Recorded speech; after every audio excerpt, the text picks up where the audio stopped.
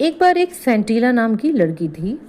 वो अपनी मम्मी के साथ खेतों में और जंगलों में जाया करती थी। उसका एक सपना था कि वो पॉट मेकर बनना चाहती थी, लेकिन उसकी मम्मी और उसकी जो ग्रैंड मदर है वो नहीं चाहती थी कि वो पॉट मेकर बने। उसकी मम्मी का नाम एरिनेला था और वो नहीं चाहती थी।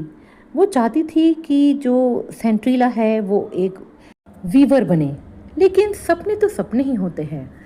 सेंटीला अपने सपने को बिल्कुल भी छोड़ना नहीं चाहती थी, इसलिए वो वीविंग में बिल्कुल भी इंटरेस्ट नहीं लेती थी।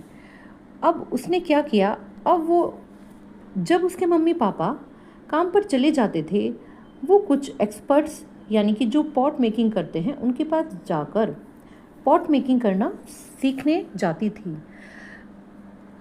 वे लोग सोचते थे कि यह लड़की अभी छोटी है, इसलिए यह ऐसे ही पॉट मेकिंग सीखने आई है। लेकिन वो सच में बहुत सीरियस थी और वो वास्तव में ही पॉट मेकिंग सीखना चाहती थी।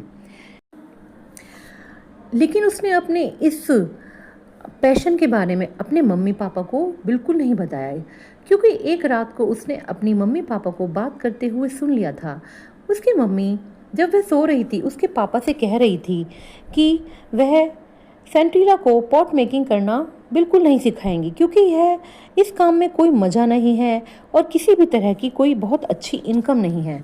वे सेंटीला को वीविंग सिखाना चाहती है, लेकिन सेंटीला वीविंग में बिल्कुल भी इंटरेस्ट नहीं लेती है और वो सेंटीला को पॉट मेकिंग करना नहीं सिखाना चाहती। उसकी मम्मी अपना स्ट्रगल बताती हैं कि किस तरह से उन्हें नदी के किनारे जाना पड़ता है जहाँ पर ग्रे और रेड क्ले मिलती है, लेकिन वो 16 किलोमीटर दूर है। इसलिए वो यही कहती थी कि इस काम में बहुत ज़्यादा स्ट्रगल है। वो कहती थी कि इसमें एक पॉट्स का समूह बनाने के लिए काफ़ी महीने लग जाते हैं और बहुत सारी मेहनत करने के बाद कुछ रिवार्ड मिलता है, यानी कुछ रुपीस हाथ पे आते हैं। लेकिन सेंटीला वीविंग नहीं सीखना चाहती थी और वो उसकी मम्मी चाहती थी कि जो सेंटीला है वो वीविंग ही सीखे और ज़्यादा पैसा कमाए, क्योंकि वीविंग इतना मैसी वर्क नहीं है जितना कि पॉट मेकिंग, और वो घर में अंदर बैठकर भी की जा सकती है, सारे मौसमों में की जा सकती है।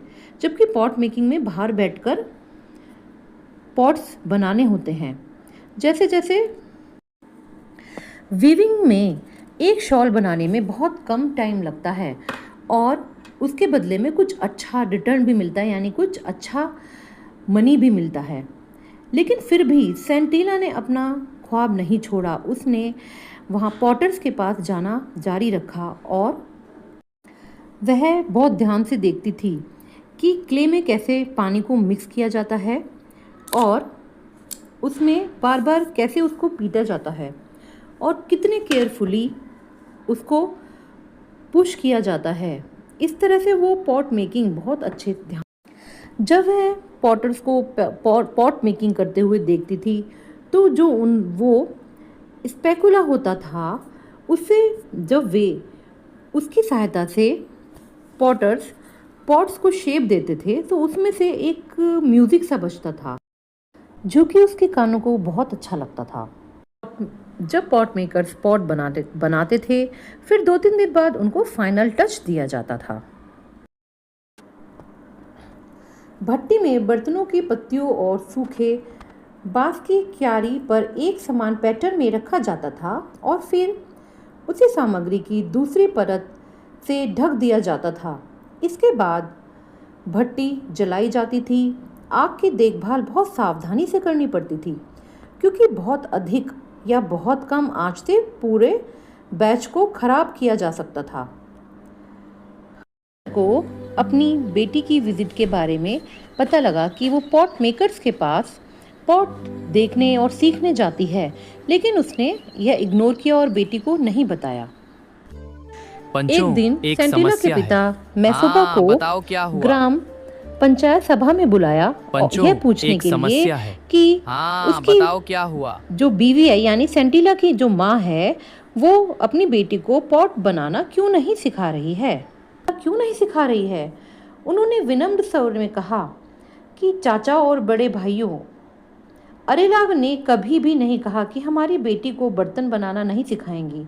बात बस इतनी सी है कि हम चाहते हैं कि वह अपनी बीमारी के बाद थोड़ी और स्वस्थ और मजबूत हो जाए।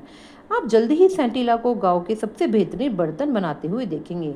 मेसुबा के स्पष्टीकरण को सुनने के बाद बुजुर्गों ने उन्होंने यह चेतावनी दी कि वह औरेला को याद दिलाएं कि अपनी बेटी को भी वह हुनर सिखाए, यह उसका कर्तव्य है।